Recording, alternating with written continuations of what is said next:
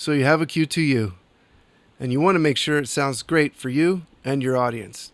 Stay tuned. I'm going to give you all the settings that you need in order to get the best quality and settings in OBS while using the Q2U. This video is going to be about using the Q2U over USB. If you're using it on XLR, a lot of what I'm going to say is going to be somewhat relevant, and some of it will be not relevant at all. Today I want to make sure that you're having a really good experience if you're plugging in your Q2U over USB. The first thing we need to talk about is audio monitoring. There is a headphone jack on the bottom of the Q2U, and if you plug your headphones into this, you can actually hear your microphone. Now there are some weaknesses to this, and there's some things that will help us fix those weaknesses, and I will discuss those later in the video. But for now, just know that you should be using your headphone jack on the Q2U if you're using it on USB so that you can hear your microphone. Listen to your own voice. Listen to the game mix. It's not 100% accurate, but it will help you in many, many ways that I can go over in another video. If you want to see that video, leave a comment below. For now, just give it a try and learn to love your own voice. Next, I want to go over Windows settings. So once you plug the Q2U in, you're going to have a new sound device show up. So what you want to do is you want to go to the speaker icon in your taskbar and you want to right click. You click sounds. This window here will open. First we can go to the recording tab. You want to find the Samsung Q2U microphone and right click on it and go into the properties. In here, I like to rename it, so we're going to call this Q2U mic. And we're going to go to the levels tab and we're going to pump this all the way up 100%. Then we're going to go to the advanced tab, make sure it's on the highest quality. You're going to uncheck allow applications to take exclusive control. You're going to hit OK. And then we're going to go to the playback tab.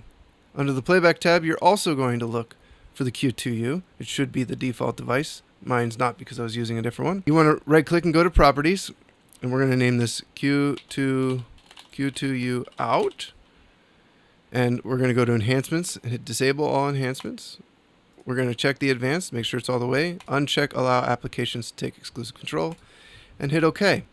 You're going to right click on it and make sure it is the default device. That is what we want. So pop open your OBS settings, go to audio and set your desktop audio device to the Q2U microphone out and set your mic aux 1 to Q2U microphone in. You don't need to have anything else in here. In fact, I'm going to mute this. I'm going to get rid of this, and we're going to switch directly over to the Q2U now. So now that we're on the Q2U, you might notice in your headphones, maybe it doesn't sound that great.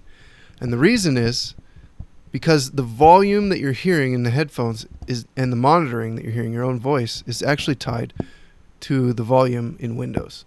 So you need to make sure your Windows volume is all the way up.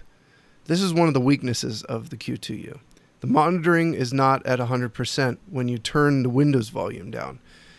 And it's also a better idea when recording and using OBS to have your Windows volume at maximum. If you're too loud, if your headphones are too loud, if whatever your game you're listening to is too loud, what you want to get is one of these inline volume controls for your headphones. You can just plug this right in between the Q2U and your headphones, and it has a little volume wheel. It has to be an analog one, not one of those digital ones with buttons on it for a phone.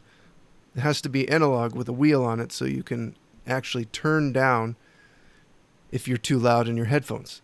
But you don't want to turn down so much that you aren't monitoring your voice properly anymore. So you want to find just that sweet spot. I find on these headphones, if I just turn it down a little bit, it's pretty good. You don't want to be blowing out your ears, but you want to be able to kind of relatively understand the loudness of your own voice to other things that are happening on your computer, like whatever game you're playing or if you have music going on in the background. Now let's go over filters in OBS and the best settings you can use for the Q2U. So find your mic aux, which will be the Q2U, right click on it and go to filters. So in your OBS filters, you're going to want to add 3 different filters in the proper order: compressor, then limiter, and then gain. You're going to want to set the compression to 21 to 1. So all you have to do, the defaults by default it'll be 10 to 1, and you want to just slide this up to 21. Then you want to add a limiter, and you want to set this to -3. It's going to, by default, it will be -6. You just slide this up to -3.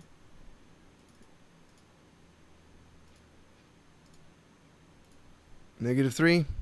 So you just change this to -3 and you're good to go.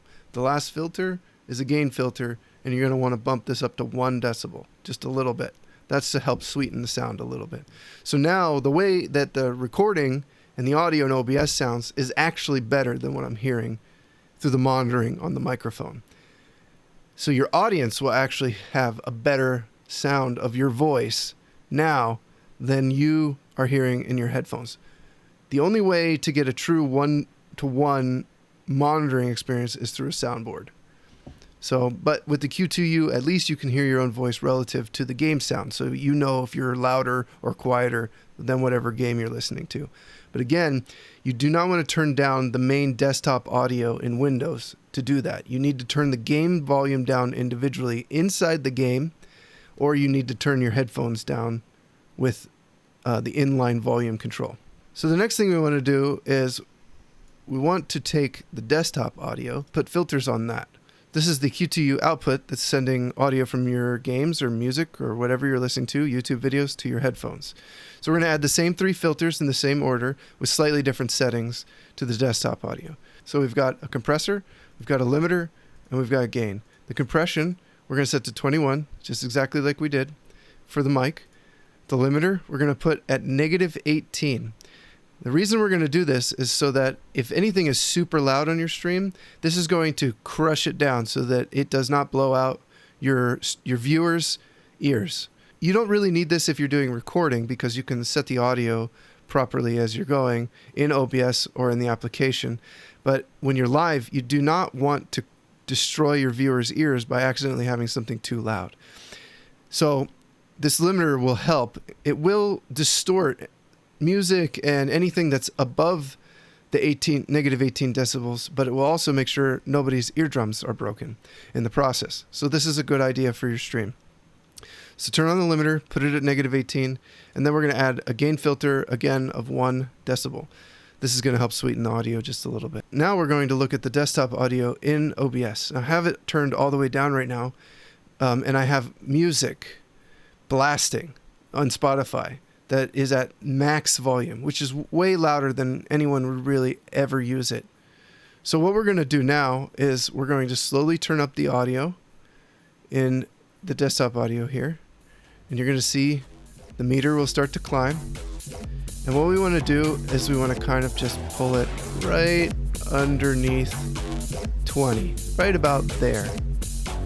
So -3.3, -3.6, something like that. You'll see that if I go above this, if I go all the way up, so if I go all the way up on the meter like this, you can see it, brick walls. It will not go above where we set that limiter. But that means, as you can hear, it's distorting. So we need to pull this down, and we want to bring it to right about here. So it's dancing right underneath the yellow. That's the loudest thing that we want to ever have going on your recording or on your stream. Your voice always needs to be much more prominent and much louder. So let's turn down the music to a more reasonable volume. Okay, so for where my voice is and what's going on with that, that's a more reasonable volume for background music and hearing my voice. So now my voice is nice and present. I can still hear the music. I can hear that it's lower than me in my headphones because I'm monitoring my voice and the desktop audio at the same time. And we've tweaked it in OBS to get the right balance for the stream. If you ever have any issues where it's suddenly too loud, it's never going to blow out your stream. And this is the way to save your audience's ears. So let's talk about the inline volume control. Is it really necessary? Well, yes and no. So yes and no. If turning down your Windows volume is not affecting the capture volume of your desktop audio in OBS, then no, at the moment you don't need it. But I still suggest you get one for a couple of reasons. Number one, We all know how finicky OBS and Windows is. In fact, I've gotten into debates and discussions over this topic with people because they say that the Windows volume controls OBS's capture volume. It's not supposed to. And then I go, no, it doesn't. The Windows volume is completely separated from the desktop audio capture in OBS. If you turn down Windows, it doesn't turn it down in OBS. And they say, yes, it does. And then I open OBS and I check. And lo and behold, they're right. Now, if you open OBS right now and you test it, it doesn't work that way. If I turn down my desktop audio, OBS still captures the music or whatever I'm playing through the sound card just fine. It's not affecting it. But just a few months ago, I had this discussion with people, and it was affecting it. So it's unreliable. Windows is unreliable, whatever version you have installed. Whoever's watching this video, you may not be up to date on OBS. We don't know what's going on in the future. So I suggest you bypass all those issues and concerns and just get one of these inline volume controls. There'll be a link in the description if you are interested. And the last bit of information and advice to really eke out that final bit of quality from your Q2U is the mic itself. What we should do with the mic itself. So there's a couple of things. First of all, you want to make sure it's pretty close to you. If you don't want to put it really far away like this, and then you get all this room noise, it's picking up my drawing screen tablet, there's this horrible buzzing sound. It's not great. The closer I get it, the more we get this proximity effect where my voice sounds deeper and more rich, and I can tell because I'm monitoring it. And then the last little bit here, there's a little switch on here to mute the mic.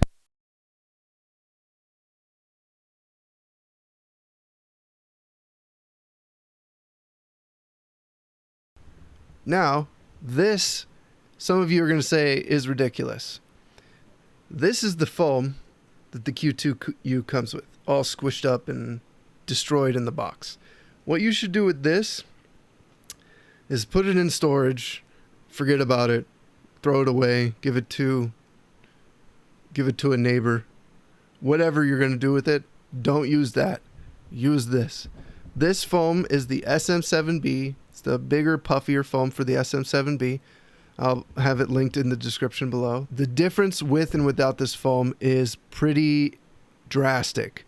The plosives on this microphone are bad. So let's do a quick plosive test. I'm gonna take the foam off. Okay, so we've got the Q2U.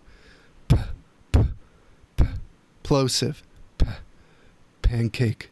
Battleship. Plosive. You hear how bad the plosives are on this mic? There's not a lot of protection on this mic. Let's use the default foam. Okay, default foam, plosive test. Pop, poppy, papa, plosive. It's bad. Get one of these. Get one of these for your Q2U. You will not regret it. Plosive test with the SM7B foam. Popsicle. Pop. Plosive. Huge difference. Massive change. Just for this little foam. With this foam, you're not going to worry at all about plosives on your stream. And you can get right up on the mic and you can play with the audio because you're hearing it.